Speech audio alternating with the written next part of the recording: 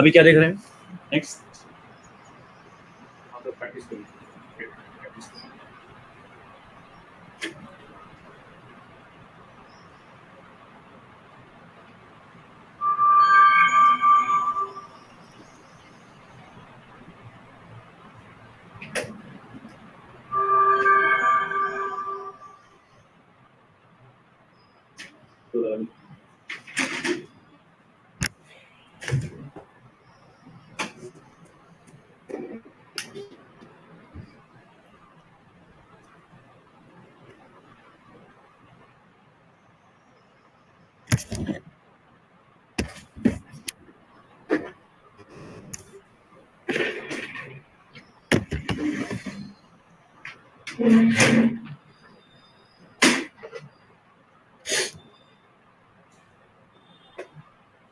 तो अभी क्या देख रहे हैं?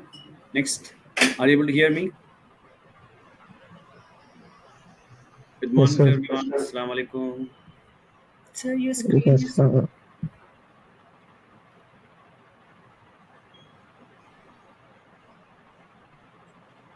तो देखिए हम अब जो करने वाले हैं, लास्ट जो कमांड किए हम क्या किए थे हम लास्ट प्रैक्टिस?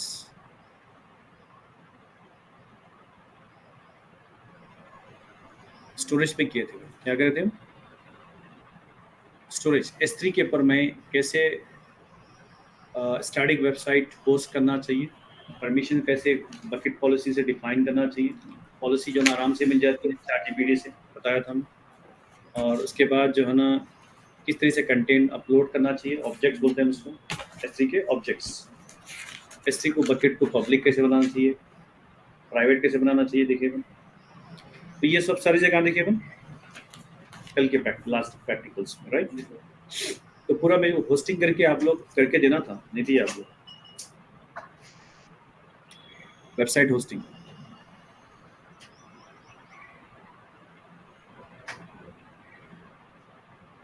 अब देखिए आज जो करने वाले हैं हम EFS मॉन्टिंग करेंगे।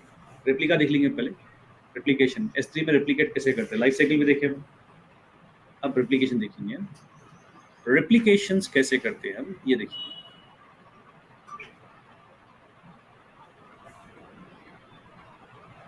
क्या मारेंगे हम? S3। मैं चाह रहा हूँ कि आपका जो इम्पोर्टेंट डेटा है हमारा, so it should not be depends only in one region. I want that मैं स्ट्रैटेजी बना रहा हूँ एक कंपनी के लिए, क्योंकि कंपनी में जो है ना डेटा इंपॉर्टेंट हो। तो S3 में जो है ना जब रीजन में स्टोर कर रहा हूँ, बकेट बना रहा हूँ, अगर रीजन कभी भी कंप्लीटली डिस्ट्रॉय हो गया, डिजास्टर हो गया है, तो क्या होता? Data loss. तो मैं क्या करता हूँ, वो सिक्योरिटी के लिए, मतलब उसकी हाई अवेलेबिलिटी के लिए मैं क्या करता हूँ, डेटा को दूसरी जगह रिप्लिकेट कराता हूँ। जब भी बकेट 1 में डेटा स्टोर होगा, ऑटोमेटिकली रिप्लिकेट होगा सेकंड बकेट में डिफरेंट रीजन। तो इससे फायदा क्या होगा?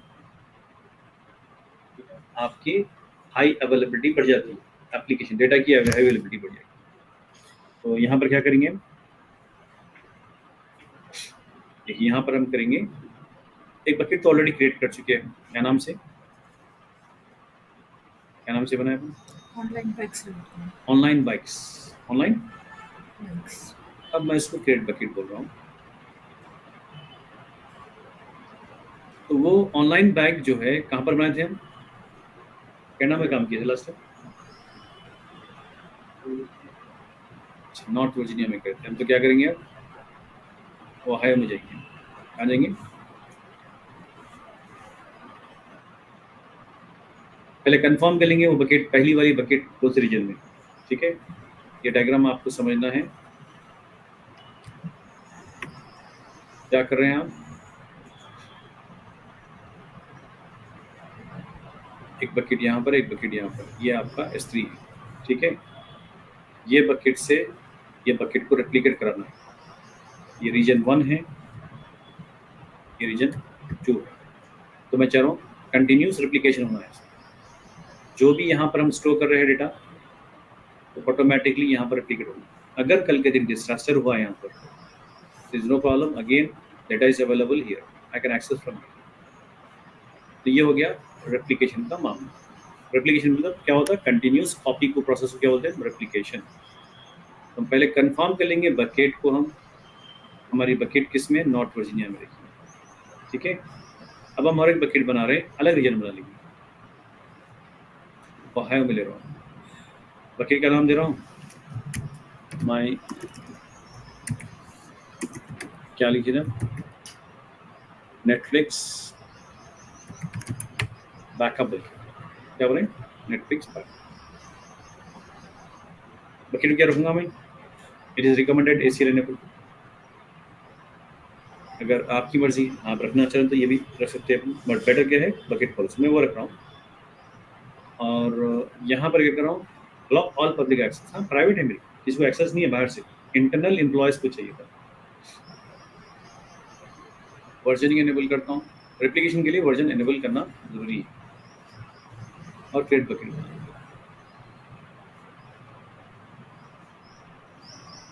तो अब मैं क्या करना चाह रहा हूँ, ऑरेंज जो बकेट है मेरी, किसमें, नॉर्थ वर्जीनिया में, देख सकते हैं आप, ये मेरी ऑनलाइन बाइक जो है नॉर्थ वर्जीनिया, इस पर जाता हूँ मैं चाहता हूँ यहाँ का जो डेटा है वो कहाँ पर रिप्लिकेट होना है, Ohio. मैनेजमेंट जाता हूँ, जाके क्या है, replication rules, create replication rules. तो हमारा मकसद क्या है, मेरे कंपनी का डेटा बहुत इंपॉर्टेंट है यहाँ पर जो बैकेट में स्टोर हो रहा है, और मैं चाह रहा हूँ कि कल के दिन अगर रीजन अगर कोलैप्स हो गया है, डिसास्टर हो गया है नॉर्थ वर्जीनिया का, I should not lose my data. मेरे कंपनी का डेटा बहुत इंपॉर्टेंट है, एक्सेस करने के लिए मैं क्या कर रहा हूँ, उसको रीजन 2 में बना रहा हूँ, ओहायो में। उसको फिर अब यहाँ पर रेप्लिकेट देना है, तो पहले बकेट पे जाता हूँ, रेप्लिकेशन रूल में जा रहा हूँ, टेस्ट खोल रहा हूँ, एनेबल कर दिया हमें। अब ना सोर्स बकेट तो ऑनलाइन बाइक्स है, अप्लाई टू ऑल ऑब्जेक्ट्स, मतलब जितने भी हमारे ऑब्जेक्ट्स हैं, कंटेंट्स हैं बकेट में, वो पूरे ऑब्जेक्ट्स को जो है ना रेप्लिकेट कर दो। कहाँ पर करूँ, वही अकाउंट में है या दूसरा अकाउंट है, तो अकाउंट तो वही है मेरा। तो बकेट का नाम क्या है, तो हम सेलेक्ट करेंगे, तो बोला क्या बकेट का नाम क्या है, हम क्या बोलेंगे, ओहायो, ले लिया वो। उसके बाद बोलेंगे रोल बनाना है क्या, तो हम क्या बोलेंगे, क्रिएट ए न्यू रोल बोलेंगे। हम IAM का रोल कुछ नहीं बनाए, परमिशन देना है उसको, तो हम क्या बोलेंगे, क्रिएट ए न्यू रोल, बोलता हूँ परमिशन क्रिएट कर लेता हूँ।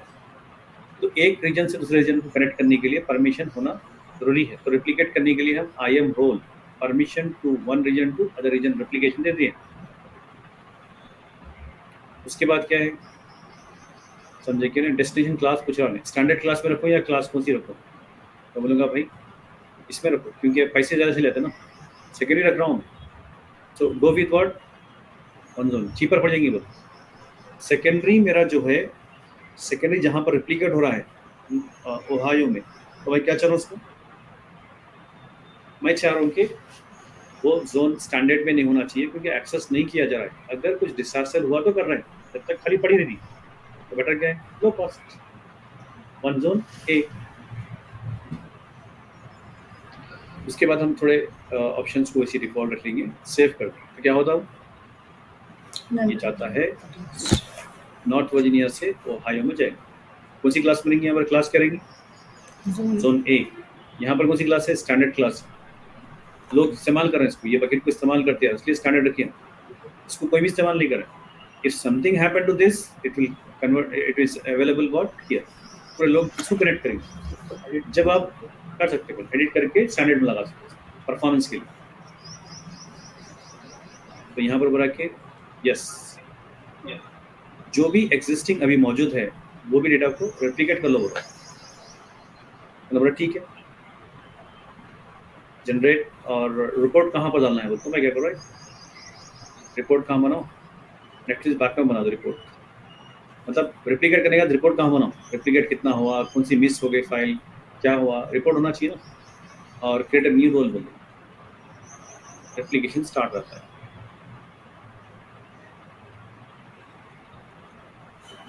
अब यह देखेंगे, अब ऑटोमेटिकली यहाँ पर डेटा आना शुरू हो जाएगा, इसमें ओहायो में आ गया ना डेटा, क्या है देखिए, क्या नाम बनाए अपन, चेक करेंगे यहाँ पर। अब यहाँ पर रेप्लिकेट होना शुरू होता है, कहाँ पर, अब यहाँ से बता रहा आपको स्टार्टेड हो गया, सक्सेसफुली क्रिएटेड ए जॉब, एक जॉब बन गया है रेप्लिकेशन का। रेप्लिकेट ऑपरेशन क्या है, रेप्लिकेट कब किए, न्यू है, और not yet available objects 0% complete, अभी कोई प्रोसेस में हो, ठीक है, अभी प्रोसेस में हो, तो हम थोड़ा वेट करेंगे। 0% कंप्लीट प्रिपेयरिंग पूरा कीजिए। क्या हो रहा है? प्रिपेयरिंग। अब यहाँ पर आप रिफ्रेश करिए और चेक करिए, रिफ्रेश करिए, चेक करिए। एक्टिव बोल रहा हूँ, पहले न्यू बोला, उसके बाद प्रिपेयरिंग बोला, एक्टिव बोला। अब परसेंटेज क्या, कितने सक्सेस हो गया, कितना फेल हो गया, रिप्लिकेट कितना हुआ, क्या है, सब दे देंगे। टाइम इन एक्टिव स्टेट यहाँ पर आपको दे दिया है, तो हम क्या करते हैं, थोड़ा सा वेट करते हैं, थोड़ा सा टाइम लेके ना आ जाएंगे। अब तो रिपोर्ट तो बन गई, अब स्टार्ट कर दे रहा हूँ। आगे ब्लॉग अबाउट HTML कौन सी इसमें रहेगी, वहाँ हमने कहाँ था ये, नॉर्थ वर्जीनिया, ठीक है ना। तो क्या हो गया, डेटा रेप्लिकेट होना शुरू हो गया। गेटिंग पॉइंट, यहाँ पर आ गया। कुछ फोल्डर वगैरह नहीं है अभी, इमेजेस के फोल्डर भी आ गए। गेट ऑब्जेक्ट्स हैं हम लोग, कितने, 8। यहाँ पर कितने हैं इसके ऑब्जेक्ट्स, टोटल कितना है, 43 है। तो ऐसा ऐसा जो ना आते जाएंगे, रेप्लिकेट होते रहेंगे, थोड़ा वेट कर लेंगे। इसका मतलब रेप्लिकेट कितना आसान नहीं है, जो मेन बकेट में है उसमें गए, मैनेजमेंट में गए, रेप्लिकेट रूल बनाए और उसको बोले कि भाई डेस्टिनेशन ये बकेट है, और उसको बताया कि भाई IAM रूल नया क्रिएट कर लो, और उसका डेस्टिनेशन की जो बकेट है क्लास कौन सी करो उसको, स्टैंडर्ड कौन सी क्लास, स्टैंडर्ड IA कर दिया, जोन A कर दी ना, वन जोन कर दी कॉस्ट बचाने के लिए। तो ये हो गया आपका नॉर्मली रेप्लिकेशन। तो हम क्या क्या देखे कॉन्सेप्ट, होस्टिंग करना, बकेट प्राइवेट पब्लिक करना, बकेट पॉलिसी डिफाइन करना, फिर इसके बाद अपलोड करना कंटेंट्स, फिर इसके बाद देखिए लाइफ साइकिल, इसके बाद देखिए रेप्लिकेशन। ये कॉमनली इस्तेमाल होते हैं आपको रियल टाइम में सवाल।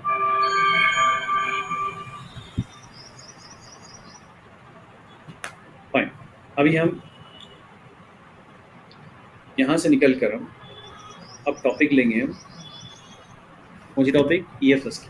क्या बोलेंगे, अब S3 में हम फीचर्स देख लिए कि भाई how to, what is bucket, bucket क्या होती है, बकेट में ऑब्जेक्ट लॉक क्या होता है, वर्जनिंग क्या होती है, कब रखना चाहिए, परमिशन कैसे डिफाइन करना चाहिए, bucket policy is best policy compare to ACL disable करना चाहिए, ठीक है। तो ये सारी से मालूम हो गया। अब हम क्या करना चाह रहे हैं उसको, अब हम EFS को इम्प्लीमेंट करना चाहिए, स्टोरेज को, EFS को। तो हम क्या बोले, वेब सर्वर से। मैं चाह रहा हूँ वेब सर्वर जो है, मेरे 2 वेब सर्वर्स है और मेरा यहाँ पर EFS फाइल सिस्टम। EFS में क्या करना है, बकेट नेम होते हैं, यहाँ पर बोलते फाइल सिस्टम बोलते हैं, स्पेस बनाते फाइल सिस्टम। फाइल सिस्टम का नाम क्या रखा मैं, एग्जाम्पल वेब डेटा बोल कर दिया। क्या नाम रखा मैं, वेब डेटा। तो ये पूरे लिनक्स मशीन है मेरे,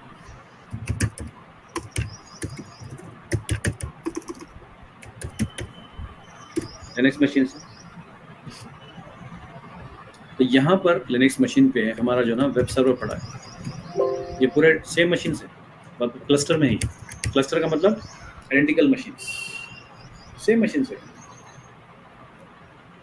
तो मैं चाह रहा हूँ कि इनके पास जो डेटा स्टोर करूँगा /var पे, किस पे करना है स्टार, /var /www HTML। तो मैं चाह रहा हूँ कि यहाँ पर अगर डेटा रखना चाह रहा हूँ तो I don't want to duplicate it. मैं क्या करूँगा,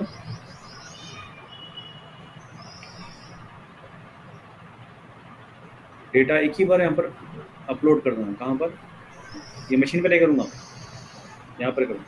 तो ये फाइल सिस्टम को माउंट कर दूंगा ये लोकेशन, मतलब लिनक्स मशीन। माउंट करना मतलब क्या, लिंक करना। सिर्फ डेटा कहाँ से उठाता हूँ, लिनक्स आपके फाइल सिस्टम से डालता हूँ, और डेटा एक्चुअली स्टोर नहीं हो रहा।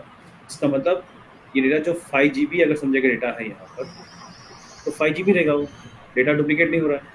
अगर यहाँ पर डायरेक्ट कॉपी करता तो 5 GB, यहाँ पर 5 GB, यहाँ पर अगर 10 मशीन है तो 5 GB मल्टीप्लाइड बाई 10, 50 GB हो जाता।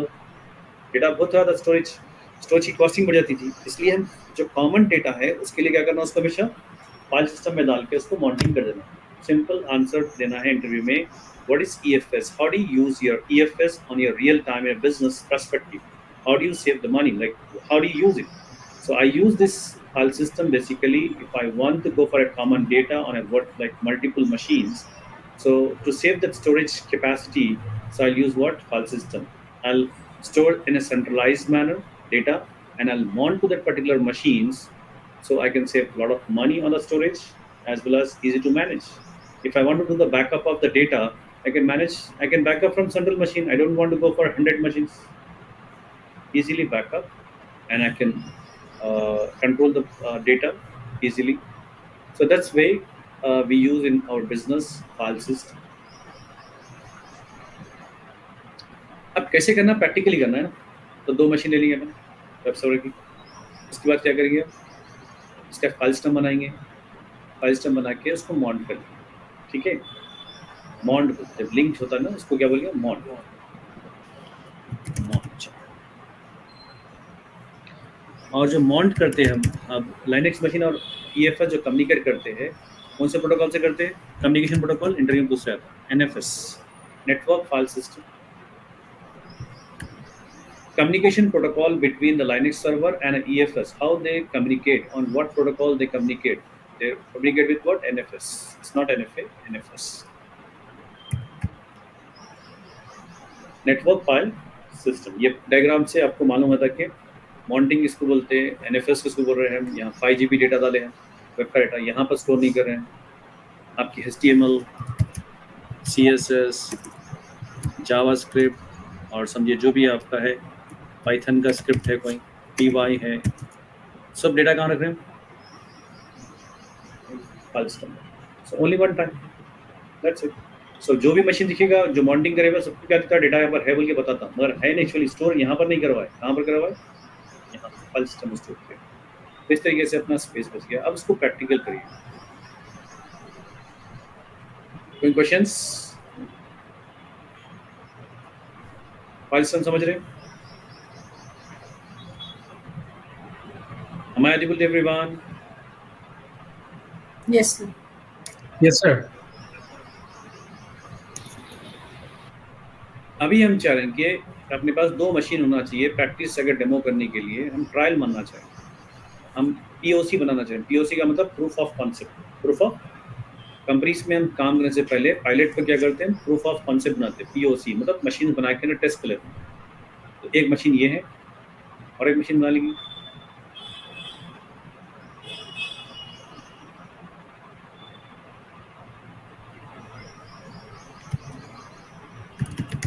वेब सर्वर देंगे इसका नाम,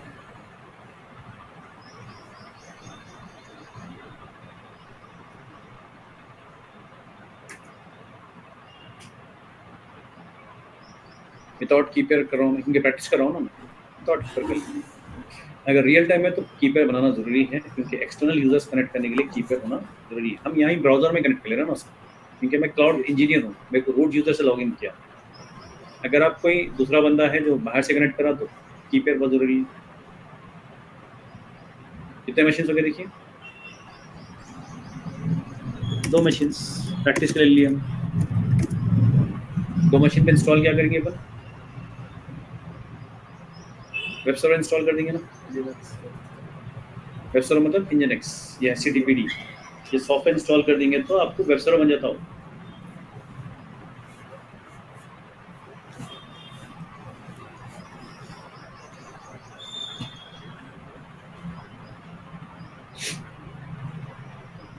हम क्या करें, sudo yum install httpd-1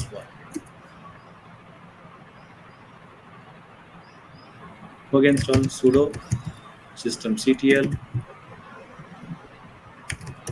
start httpd, ये मशीन पे कर दिया, हम दूसरे मशीन पे भी करना है ना, इसको भी कनेक्ट करेंगे, इसको भी कनेक्ट करेंगे। तो मैं क्या कर रहा हूँ, हमारा जो सिनेरियो है वो समझने के लिए 2 मशीन बना रहे हैं, एक डेमो जो है ना, एक वेब सर्वर, एक दूसरा वेब सर्वर, दोनों आइडेंटिकल मशीन समझो, हमारे ऑटो स्केलिंग क्लस्टर में। तो कैसे करना चाहिए, sudo yum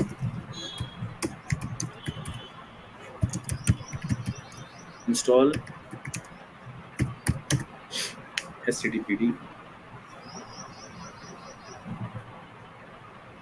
दूसरा मशीन कनेक्ट किया हमने, राइट, इंस्टॉलेशन हो जा रहा हूँ। तो इंस्टॉल होते कि उसकी एक डायरेक्टरी बनती, क्या नाम से डायरेक्टरी बनती, वार के अंदर www.html के नाम से बनती। तो डेटा कहाँ डालना, यहाँ डालना। तो मैं अगर फिजिकल मशीन में डाला तो डेटा बहुत स्पेस बहुत खा लेता हूँ, डुप्लीकेट हो रहा है डेटा। तो सुधारेंगे हम या तो पहले मॉन्टिंग करें, पहले मॉन्टिंग है। कैसे करें मॉन्टिंग, तो मशीन तो रेडी है अपने पास, हम जाएंगे कहाँ पर, EFS पर। ये EFS मशीन खोल दिया, EFS सर्विस। EFS मशीन पे मैं क्या करूँगा, क्रिएट है, बता दें, scalable elastic cloud native NFS file system. क्या कर रहा हूँ, वेब डेटा बिल कनेक्ट कर रहा हूँ, डिफॉल्ट VPC ले लिया। कौन से नेटवर्क में करना चाहिए, क्योंकि आपका ये भी बहुत इंपॉर्टेंट पॉइंट है, आपके सर्वर्स और आपके फाइल सिस्टम पूरे एक ही VPC होना चाहिए, क्या ना, VPC डिपेंडेंट ही, वर्चुअल प्राइवेट क्लाउड। अब यहाँ पर हमारा फाइल सिस्टम बन गया, स्पेस बन गई नाम से। अगर हम व्यू फाइल सिस्टम बोलेंगे, यहाँ पर एक ऑप्शन है, क्या है, अटैच। ये क्लिक करते कि उन्हें कमांड दिया था कि भाई ये कमांड ले लो, बोल के बोला, ये कॉपी कर लो कमांड। और माउंट करने के लिए आपको लिखने की जरूरत नहीं है, कमांड लेके आप क्या करो, ये मशीन पे जाओ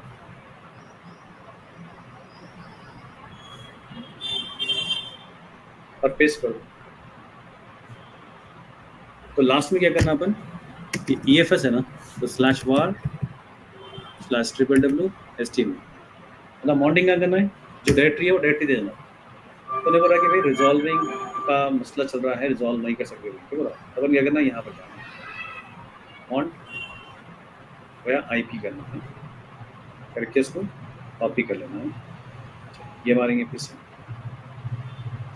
क्या है लोकेशन, क्या चाहिए,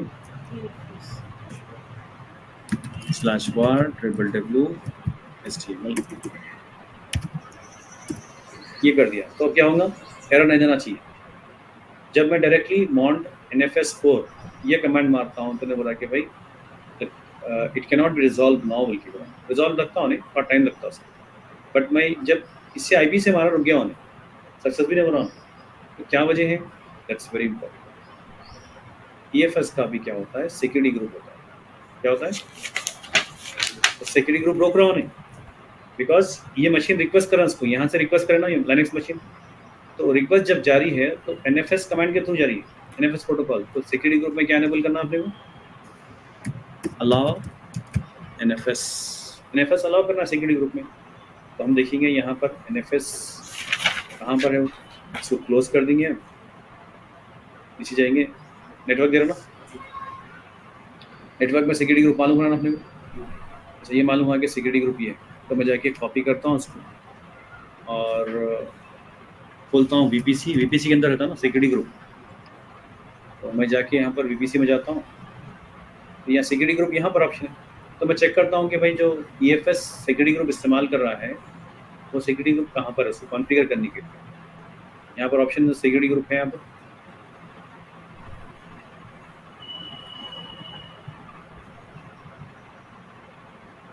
पेस्ट करता हूँ। तो मैं क्या दे रहा, हाँ भाई है ये AT वाला, उसको सेलेक्ट करके क्या करता हूँ, क्या रूल डालना है, कौन सा देना है प्रोटोकॉल, NFS अलाउ। कहाँ से अलाउ करो, फ्रॉम एनीवेयर, सेव रूल्स।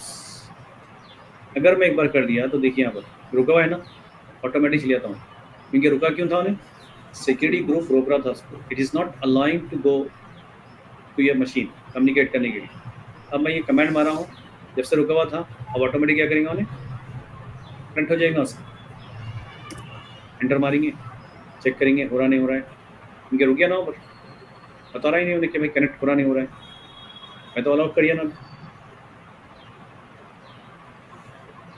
तो अगर नहीं हुआ तो हम Ctrl+C मारेंगे, अच्छा हो गया, देखिए यहाँ बता रहा ना, एंटर मारते कि हो गया ना, मेरा नहीं बता रहा है। तो हम जो है ना ऐसे मशीन पे और एक मशीन पे जाएंगे, उस पर भी कॉपी पेस्ट करेंगे, सॉरी क्या कॉपी पेस्ट करेंगे, वही माउंट पॉइंट, ये सेम कमांड लेके कॉपी कर सकते हो। कॉपी करके दूसरे मशीन पे भी चढ़ा देंगे ना उसको, ये सेम कमांड मार देंगे। हाँ जी मॉन्टिंग हो गया। कैसे मालूम करना मॉन्टिंग? df माइनस h मार देगी हाउ टू सी वांटेड और नॉट। तो नीचे का लास्ट लाइन बता देखिए, ये आईपी पे मॉन्ट हो गया, कौन सी डायरेक्टरी पे? var www html, मॉन्ट सक्सेसफुली हो गया, वो क्या बता रहा हूँ। यहाँ पर भी मारेंगे कमांड df माइनस h मारेंगे, तो यहाँ पर ही बता रहा है कि भाई हाँ हो गया, राइट। तो इस तरीके से हमारा जो है मॉन्टिंग काम हो गया। तो इसका मतलब डेटा कहाँ पर स्टोर होगा? अगर मैं यहाँ पर कोई भी जगह डेटा डाल रहा हूँ, example cd var www html, यहाँ जा रहा हूँ, अब यहाँ पर sudo touch एक फाइल बना रहा हूँ, touch payment dot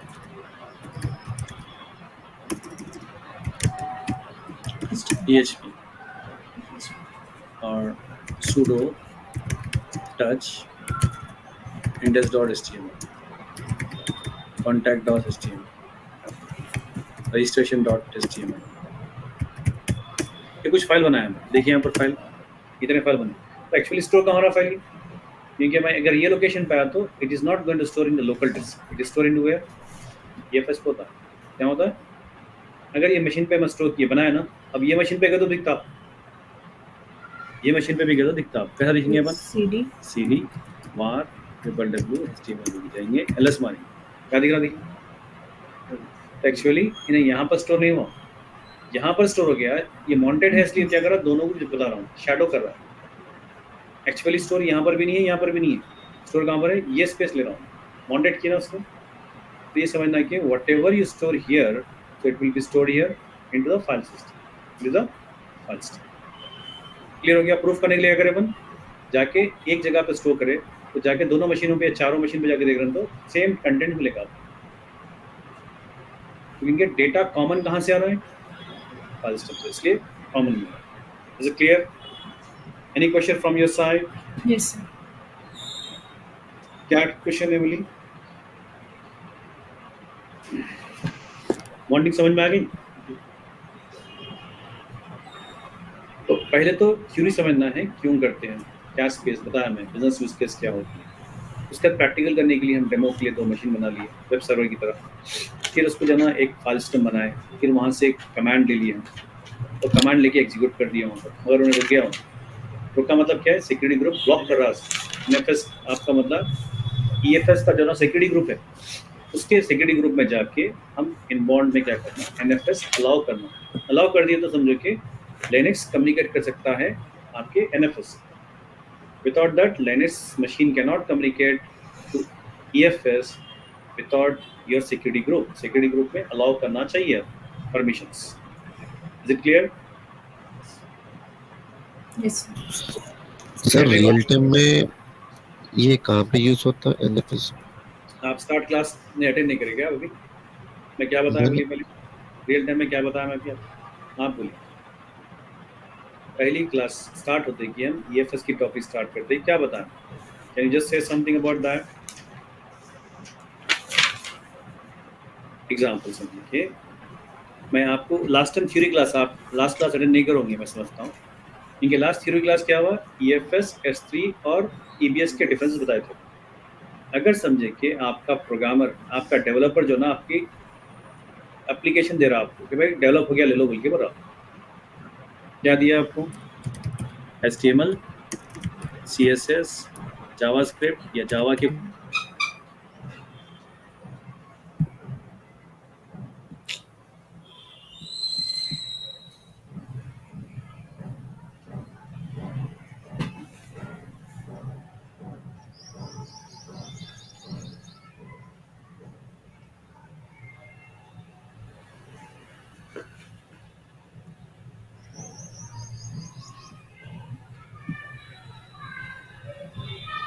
आपको बोले कि भाई रेडी एप्लीकेशन होस्टिंग कर दो बोल के बोले, तब आप होस्टिंग करने जा रहे हैं, तो आप प्रॉपर तरीके से स्टोरेज कहाँ पर कौन सी चीज़ डालना चाहिए, EFS भी है, EBS भी है, S3 भी है, so where to keep this kind of data to save the cost and performance चाहिए, ड्यूरेबिलिटी भी चाहिए। तो आप क्या करते हैं, आपके पास EFS भी है और S3 भी है, तो S3 में क्या डालते हैं लेके अपन Chunks. Buckets. उठा के डाल देते हैं, क्योंकि object based images, videos. Object storage है, तो यहाँ पर सस्ती पड़ती है। और ये कोड क्या करते ले आके EFS. EFS में डाल के मॉनिटरिंग कर देते हैं। इससे क्या हो गया, कॉस्ट बच रहा है।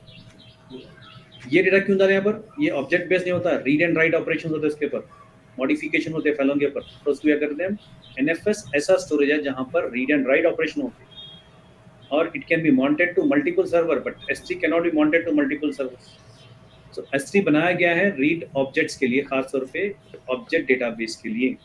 और S3 में फीचर बताए थे हम, it is not only for object storage, hosting के लिए बताते हैं, होस्टिंग के लिए काम करते हैं, होस्टिंग के लिए भी करते हैं, बैकअप के लिए भी करते हैं, और एक डेटा शेयर करने के लिए, कोलैबोरेशन करने के लिए। क्लियर है? जी सर, क्लियर। Yes sir. अगर रियल टाइम का एप्लीकेशन Node.js पे है, PHP पे है, पाइथन पे है, कोई भी एप्लीकेशन है, उसका कोड कहाँ डालेंगे अपन, जो डायनेमिक कोड है EFS. फाइल सिस्टम में रखेंगे, जिसको आपके सर्वरों को जरूरत है।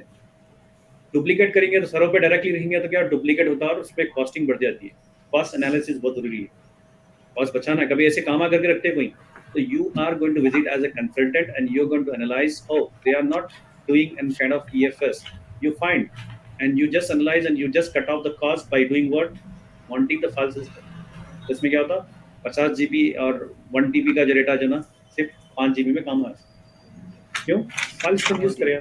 तो आप बताइए कि भाई कॉस्ट कितना रिड्यूस कर दिया। Done? Any questions now? Please attend very regularly from the starting, because storage topic is very important. I have explained initially about what is S3, what is EFS, what is EBS, differences क्या है, कब कब इस्तेमाल करना चाहिए, object क्यों बोलते हैं, रीड एंड राइट ऑपरेशन किसको बोलते हैं, और माउंटिंग क्या होती है। इसके बाद फिर हम S3 पे प्रैक्टिकल गए, फिर अब EFS से प्रैक्टिकल पे आ रहे हैं। तो एक बार प्रॉपर तरीके से नोट्स भी पॉइंट बनाना चाहिए आपको। नैला और Mustafa, yes sir, yes sir, line पे। But I want that practical exposure. Screenshot आपका शेयर करिए, आप लोग प्रैक्टिकल करके स्क्रीन रिकॉर्ड करना है आपका, जो आपकी प्रैक्टिकल रिकॉर्ड करके मुझे लिंक भेजिए। कौन सा? जो आप नहीं करे अभी तक। Okay sir. EFS के प्रैक्टिकल आप दीजिए मुझे, आपकी एक्सप्लेनेशन चाहिए उसमें मुझे, ठीक है? तो ये करना जरूरी है आप। Okay, so I am closing this session.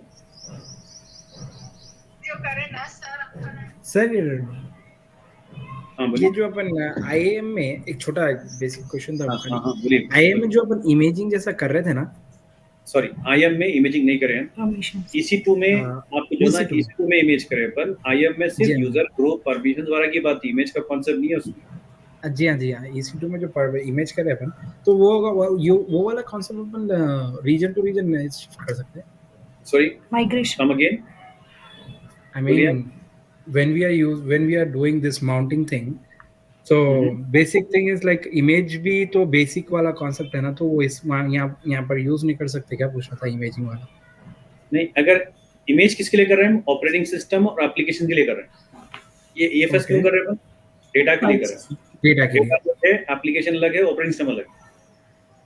Operating system application को डिट्टो कॉपी करना है, क्लोन करना है, ताकि ऑटो स्केलिंग होती है। तो auto scaling on behalf you, servers बना रहा है, नए मशीन बना रहा है, जब भी जरूरत पड़ी है ऑटो स्केलिंग करे ना, उसको इन एंड आउट कर रहे हैं। जी।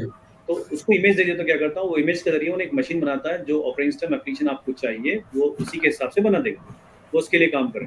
ये तो डेटा है ना, डेटा जो जावा है, PHP है, पाइथन है, उसका कोड सोर्स कोड है, वहाँ पर स्टोर करना चाहिए मशीनों पे। तो फिजिकल पे करेंगे तो जना क्लस्टरिंग करे तो क्या होता है, 10 मशीन या 500 मशीन में हो सकता है, तो आपका डेटा डुप्लीकेट हो रहा है ऑटोमेटिकली 500 मशीन में। तो आप उसको सेव कॉस्ट बचाने के लिए करते EFS फाइल सिस्टम यूज करके, you just copy only one time into the file system and every system can access that particular data from a file system, a common storage, a central storage। clear? Okay sir. और थोड़ी request है, आप लोग EFS, EC2, VPC ये सब video बना के डालिए। हम पॉलिसी बनाए के भाई ऑडियो रिकॉर्ड करना है आपको। I am seeing that some people are ignoring, so they'll not get result. I'm saying that result सही आना है, आपको 2 years or 2 years का एक्सपीरियंस बताना है, you have to speak audio. Second, you have to share your practical labs. You're doing some practical lab बोल के उसको स्क्रीन रिकॉर्ड करके उसका लिंक शेयर करिए. That makes sense. जब का जब भी Okay, करना है. अगर डिले हो गया है, you'll get confused. Sometimes you'll say, okay, I have done many services, so I need to do a lot of practice. Confidence lose होता है आपका. जब 10-12 सर्विस पे आ जाएंगे आप, तो बोलेंगे भाई पहले जो काम किया मैं इसका नहीं. डेटा शेयर करते रहिए, स्क्रीनशॉट शेयर करिए, तो स्क्रीन रिकॉर्ड करिए, करके लिंक भेजिए, मैं करा बोल के. ठीक है? Okay, sir. Thank you. Everyone, Naila and everyone, like you have to go with same procedure what I said. वो प्रोसेस के थ्रू करिए.